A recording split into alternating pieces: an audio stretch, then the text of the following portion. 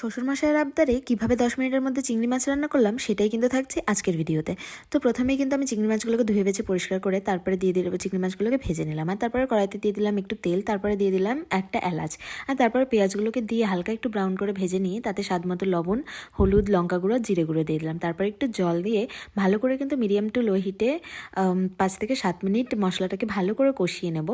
তো মশলাটা কষানো হয়ে গেলে তাতে কিন্তু আমি দিয়ে দেবো চিংড়ি মাছগুলো, যেগুলো আমি ভেজে রেখেছিলাম।